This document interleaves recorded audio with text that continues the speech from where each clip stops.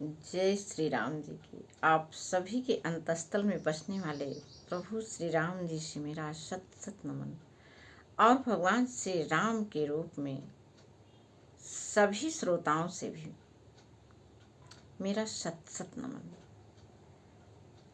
हम सबको एक दूसरे में भगवान श्री राम को ही देखना चाहिए और एक दूसरे में राम के ही गुणों को भी देखना चाहिए, क्योंकि गुण और अवगुण यह ब्रह्मा की सृष्टि सनी हुई है। इसलिए सबके पास गुण है और अवगुण है। तो जब हम सभी को राम रूप में ही देखेंगे तो फिर राम में तो बस गुण ही गुण दिखाई देगा। अब वो गुण क्या होगा, उससे हमारा हृदय शीतल होगा। अर्थात अपनी हृदय की शीतलता के लिए हम सबको एक दूसरे को राम मानना है। आइए हम लोग रामचरितमानस पाठ करते हुए आज भगवान शिव जी और माता पार्वती के विवाह की कथा पढ़ते हैं। तो देखिए, मंडप पर बैठ चुके हैं भगवान शिव जी और माता पार्वती। दोनों लोग गौरी गणेश का पूजन कर रहे हैं। मुनि अनुशासन गणपति पूजौ शंभु भवान, को सुनि संशय करे जनी सुर अनादि जिय जान। मुनियों की आज्ञा से, अरे भाई, सारे ऋषि तपस्वी, पूरा वैकुंठ लोक का समाज आया हुआ है भगवान शिव जी की बाराती में। तो उन्हीं की आज्ञा से शिव जी और पार्वती गणेश जी का पूजन किए। मन में देवताओं को अनादि समझ करके कोई इस बात को सुन करके शंका न करे कि गणेश तो शिव पार्वती की संतान है, अभी विवाह से पूर्व ही वे कहाँ से आ गए।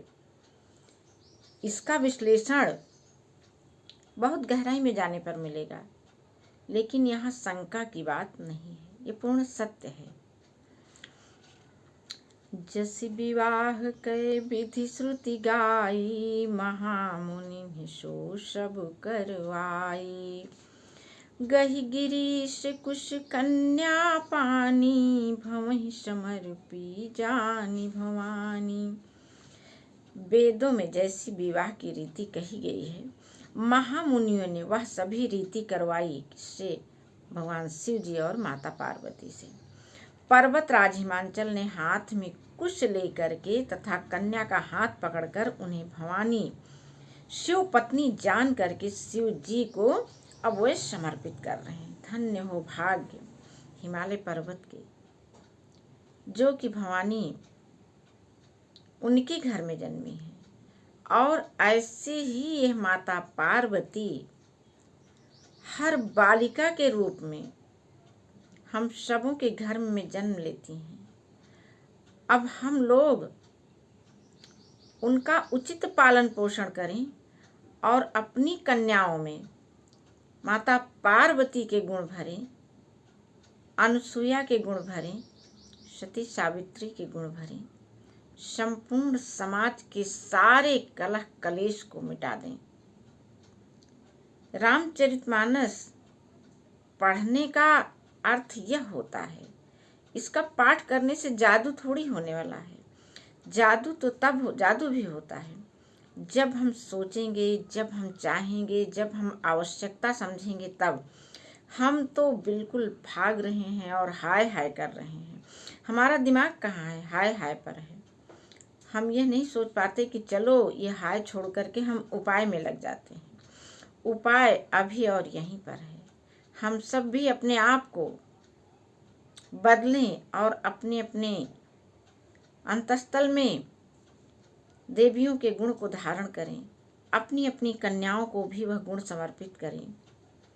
बस पूरी दुनिया के साथ साथ हमारा भी सारा कलह कलेश मिट जाता है रामचरितमानस पाठ करने से। तो पानी ग्रहण जब कीन्ही महेशा, हिय हर्षे तब सकल सुरेशा। वेद मंत्र मुनिवर उच्चरहि, जय जय जय शंकर सुर करहि। जब महेश्वर शिव जी ने पार्वती जी का पाणी ग्रहण किया, तब सब देवता हृदय में बड़े ही हर्षित हुए। श्रेष्ठ मुनिगण वेद मंत्रों का उच्चारण करने लगे और देवगण शिव जी की जय जयकार करने लगे। आज भी जब पाणी ग्रहण का संस्कार हो रहा होता है, तो जो कुशल पंडित होते हैं वो यह बात बता देते हैं माता पिता से कि देखिए, आज के दिन ये आपके पुत्र और पुत्री नहीं हैं, ये स्वयं नारायण और लक्ष्मी के रूप में आपके आंगन में बधारे हैं और आप उनका पाणी ग्रहण कर रहे हैं, पाणी ग्रहण करा रहे हैं, अपनी कन्या उनको दे रहे हैं, वर को दे रहे हैं, लक्ष्मी स्वरूप कन्या। जब हम अपने ऐसी ऐसी भावनाओं को उनमें डालेंगे तो निश्चित रूप से उनमें वैसे ही गुण भी विकसित होंगे। हम लोग नेटवर्क में नहीं रहते हैं भगवान के, मान लेते हैं कि ये सब तो हम कर आ रहे हैं। नहीं, ये सब भगवान की इच्छा से हो रहा है। हमको भी ऐसा ही मान लेना चाहिए कि नारायण और लक्ष्मी का ही हम ये संस्कार करवा रहे हैं। ऐसा मान लेने पर हमारे मन में भी एक बहुत ही दिव्य भाव जागृत हो जाता है और वह भाव उस कन्या के अंदर प्रवाहित हो जाता है और वह अपने कार्यों का, अपने गृहस्थ जीवन का कुशलता पूर्वक संचालन कर पाती है हमारी कन्या। तो देखिए, पार्वती जी का जब महेश्वर ने पार्वती का पाणी ग्रहण किया, तब इंद्रादि सब देवता हृदय में बड़े ही हर्षित हुए। श्रेष्ठ मुनिगण वेद मंत्रों का उच्चारण करने लगे, देवगण शिव जी की जय जयकार करने लगे। कितना सुंदर लगता था जब पहले दोनों तरफ के पंडित, वर तरफ के और कन्या पक्ष के भी बैठते थे, मंत्रोच्चार करते थे। अब तो फोटो खिंचवाने के चक्कर में इतनी भागम भाग, इतनी जल्दी जल्दी हो रहा होता है कि सारा विवाह के रीति रिवाज ही, उसका मूल तत्व ही खोता चला जा रहा है। आइए रामचरितमानस पढ़ें, अपने मन में कल्पनाएं लाएं और सब कुछ जो है स्थिरता और गंभीरता पूर्वक परिवार की कुशलता के लिए इन सब चीज़ों के साथ में जुड़े रहें। मात्र फोटो भर खिंचवा लेने से कुछ नहीं होने वाला है। बाजहि बाजन विविधि विधाना, सुमन वृष्टि नभ भय विधि नाना। हर गिरिजा कर भयो विवाहु, सकल भुवन भरी रहाउ छाहु। दासी दास तुरग रथ नागा, धेनु बसन मणि वस्तु विभागा। अन्न कनक भाजन भरि जाना, दाइज दीन्हिन जाई बखाना। देखिए, माता पिता ऐसे होते हैं कि वे अपनी कन्या के लिए जो कुछ भी उनके पास होता है उस सब देने के लिए तैयार हो जाते हैं। और हम भी कितने महान हैं कि जो शर्तें रख देते हैं उनके सामने। शर्त निराधार होती है, वैसे भी वो अपना हृदय निकाल के तो दिए दे रहे हैं, उन पर हम और क्या प्रेशर बनाएं। और जब यही दबाव डालते हैं, दबाव डालने के बाद जब वो कन्या मेरे घर में आती है तो हमको सुख चैन से रहने देगी? कभी नहीं रहने देगी, हम रह ही न पाएंगे। इसलिए रामचरितमानस पाठ करके, सुन के यह बात हम लोगों को समझनी चाहिए कि किसी भी कन्या पक्ष पर किसी भी प्रकार का हमको दबाव नहीं डालना है दहेज के लिए। दाइज दियो बहु भांति, पुनि करी जोरी हिम भूधर कहो। बहुत सारा दाज दे करके भी हाथ जोड़ रहे हैं। आज भी तो हर पिता हाथ जोड़े खड़ा है अपने समधी दामाद के आगे। इससे बड़ी अमूल्य संपदा क्या हो सकती है? कुछ भी नहीं हो सकती है। इसे कौन देगा आपको? कोई नहीं। उस आपकी पुत्र वधू के पिता के अलावा यह आपको कोई नहीं दे सकता। आप धन कहीं से भी कमा सकते हैं, लेकिन यह सम्मान और प्रेम आपको कहीं नहीं मिलने वाला है। और ये प्रेम और सम्मान जो कि अमूल्य संपदा है हम सबके जीवन की, इसको हम लोगों को संभालना चाहिए।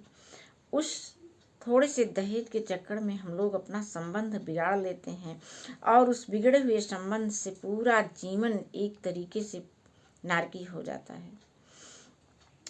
दाइज दियो बहु भांति पुनि कर जोरी हिम भूधर कहो, का देऊं पूरन काम शंकर चरण पंकज गही रहो। शिव कृपा सागर ससुर कर संतोष सब भांति कियो, पुनि गहे पद पाथोज मैना प्रेम पूरन हियो।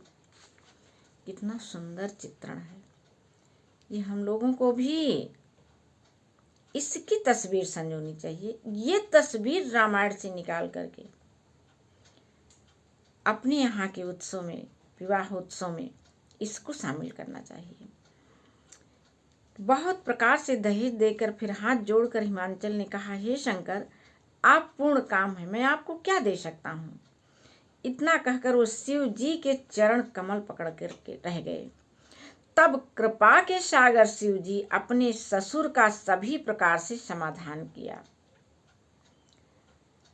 फिर प्रेम से परिपूर्ण हृदय मैना जी ने शिव जी के चरण कमल पकड़े और कहा, अब मैना जी क्या कह रही हैं, आइए सुनते हैं। नाथ उमा मम प्राण सम गृह किंकरी करे, क्षमेहु सकल अपराध अब होई प्रसन्न बर देहु।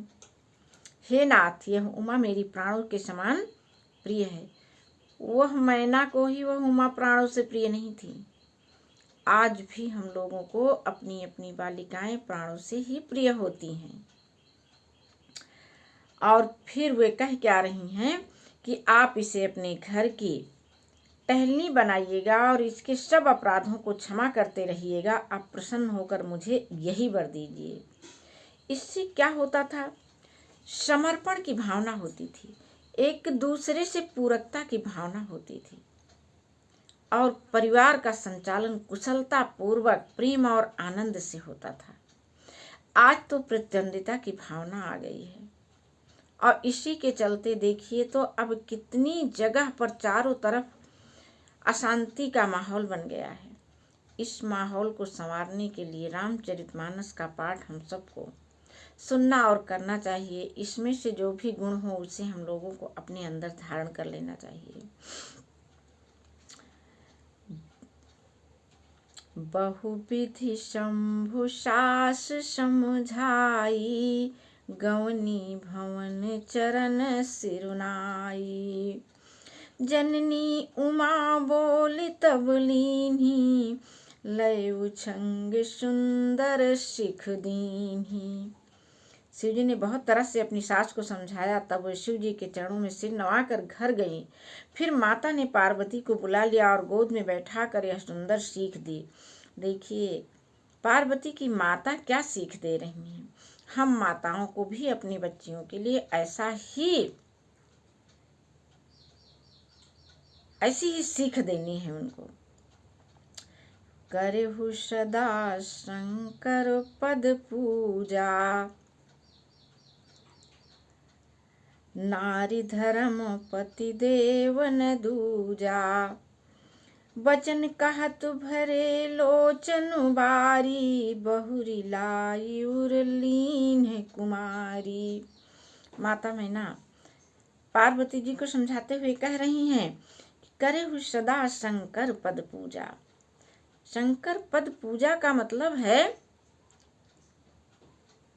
कि उनका प्रेम पूर्वक सम्मान करना, और वह सम्मान भी किस लिए करना? स्वयं के कल्याण, परिवार के कल्याण और समाज के कल्याण के लिए करना। संपूर्णता के कल्याण के लिए पति के चरणों की पूजा करना। नारी धर्म पति देव न दूजा। स्त्री का एक ही धर्म है, न जाने कहाँ से आज प्रतिद्वंदिता की भावना आ गई है। प्रतिद्वंदिता की भावना भी आ गई है क्योंकि पुरुषों के पास भी तो अपना धर्म न रहा।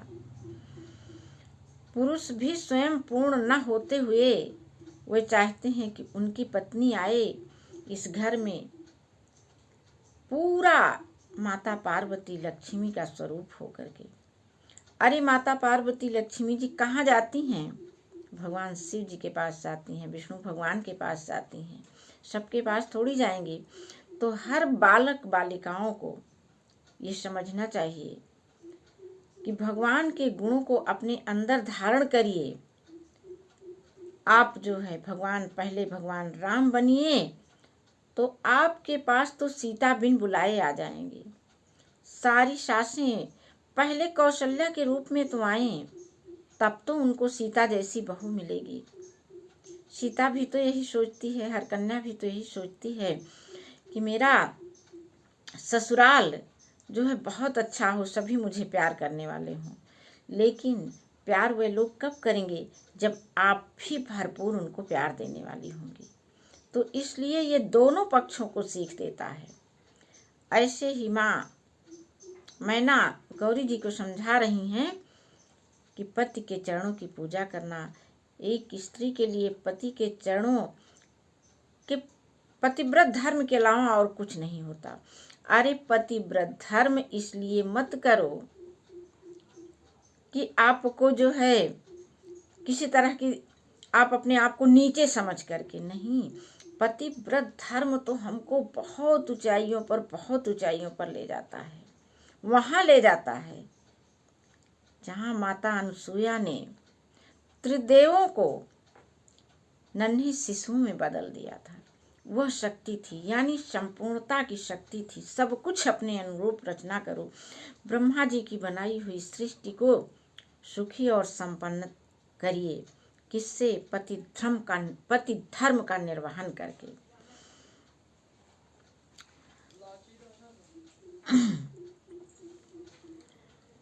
कत विधि सृजी नारी जग माही, पराधीन सपने हूँ सुख नाही।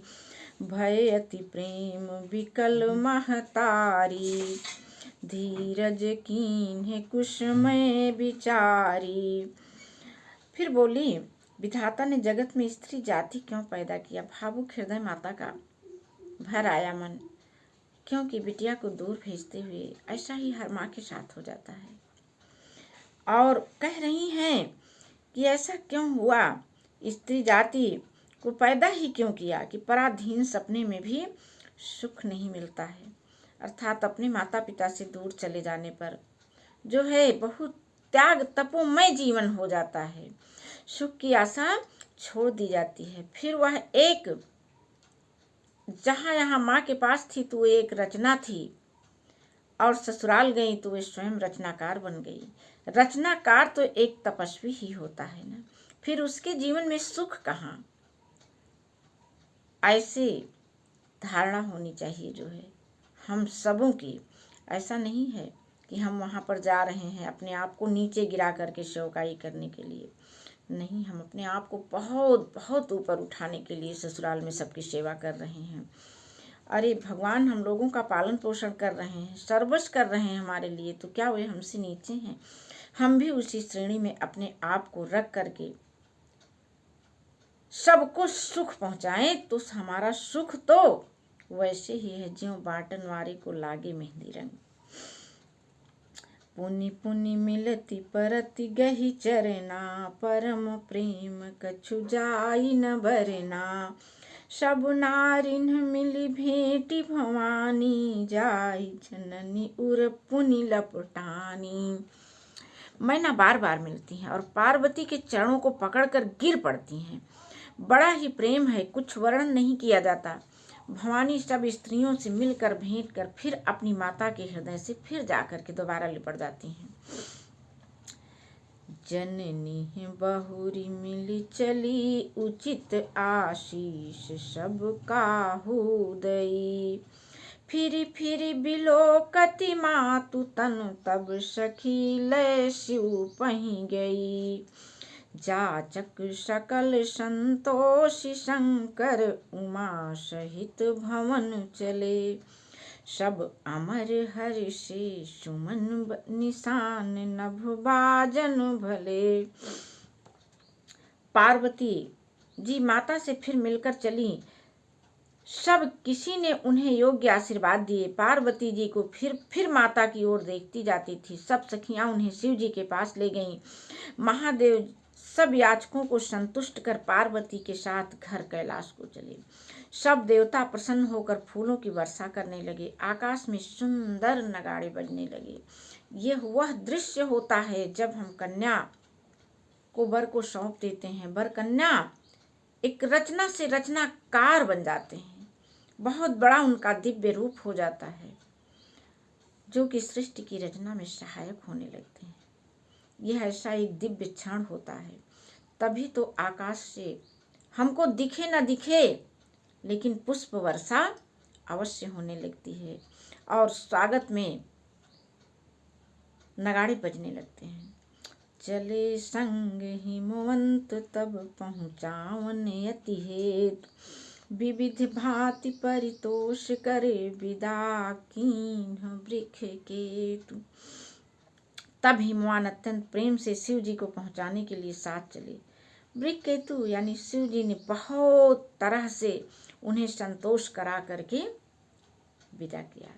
आज बस इतना ही, फिर हम लोग कल मिलेंगे। जय श्री राम जी।